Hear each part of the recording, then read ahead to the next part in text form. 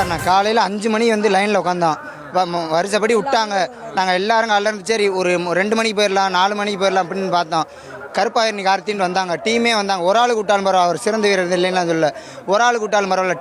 டீமே போயிட்டு அவங்க போன வருஷம் அபிஸ்தர் சொன்னதே அப்போ அபிஸ்தர் சொன்னதானே அவங்க ரிலேட்டிவ்னால ஒரே ஒரு வெளிச்சனை தான். அந்த ஒரு காரணம் தான் சார். ஜாதின்ற வேற்றுப்பார்.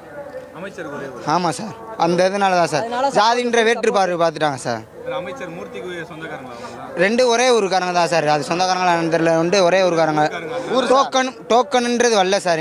எங்கள் சின்னப்பட்டின்றது யாருக்குமே வரல சார். டோக்கன் யாருக்குமே வரல சார். வந்து எனக்கு 2 மணிக்கு வந்துச்சு சார். நைட்டு மட்டும் நேற்று நைட்டு வந்துட்டு நான் திருப்பி வந்தேன். இப்போ புது மைதானம் அமைச்சதுலேயும் நான் அந்த சிறந்த வீரர் சார். பார்லிமெண்ட்டில் 2 வருஷம் நான் தான் சார் சிறந்த வீரன். 3 நிறையா ஊரில் வாங்கியிருக்கேன் சார். மதுரை எடுத்துக்கிட்டாவே நாங்கள் 20 பேர் வந்தோம் சார். வெளியூருக்காரங்க எல்லாரும் பயல்களாக சேர்ந்து எனக்கு ஒரு ஆளுக்கு மட்டும் உள்ளுக்க விட்டுருக்கலாம். ஏன்னா என் உள்ளுக்கையும் காவல்துறை யாருமே எனக்கு ஒத்துழைப்பு கொடுக்கல. யாருமே இங்கேயும் அடி வாங்கி இப்போ அடிச்சிட்டாங்க சார். இப்போ கேட்க போனதுக்குமே சார். இப்போ உங்கள் முன்னாடி கேட்க போனதுக்குமே அடியா இந்த காலெலாம் வீங்கிருச்சு, நிற்க முடியல என்னால்.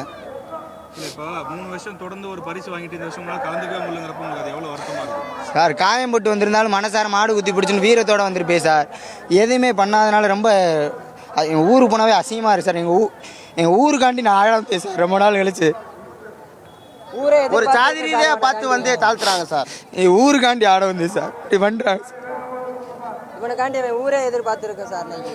எங்கள் ஊர் யாருமே என்ன எல்லாருமே என்னை எதிர்பார்த்தாங்க சார். இப்போ இறக்கி விட்டுருந்தா கூட நான் எப்படினாலும் ஃபஸ்ட்டு கண்டிப்பான முறையில் நான் ஃபஸ்ட்டு வாங்கியிருப்பேன் சார். நேற்றுலாம் 6 மணி எழுதி நடத்தினாங்க சார். நேற்று 5 மணிக்கு முடிஞ்சு ஃபைனல் ரவுண்டு 6 மணி எழுதி 1 மணி நேரம் நடத்தினாங்க. இன்றைக்கி 4 மணியோட முடிச்சுட்டாங்க. டோக்கனுன்னு வரல. எனக்கு பண்ண சதி மாணிக்க தெரியுது. டிஷர்ட்லாம் போட்டு எனக்கு தனிப்பட்ட முறையில் சதி பண்ண மாணிக்க வந்துச்சு சார். விட்டா ஜெயிச்சிருவேன்றது அவங்களுக்கு முக்கியமான அவங்க வீரர்களுக்கு டஃப் வந்துடும்ன்றனால எனக்கு டோக்கன் நம்பர் 24 எனக்கு வந்திருக்கணும். முன்னாடி நான் 2 நாளைக்கு முன்னாடி வந்திருக்கணும். எனக்கு டோக்கனை பிளாக் பண்ணி வச்சுருக்காங்க. டோக்கன் வராமல் இமெயில் ஐடியில் வரல, எதுலேயுமே வரல. நேற்று நைட்டு வந்துச்சு. எதுவுமே பண்ணாமல் காலைல வந்து இன்ன வரைக்கும் நான் ஒரு பச்சை தண்ணி கூட குடிக்கல சார்.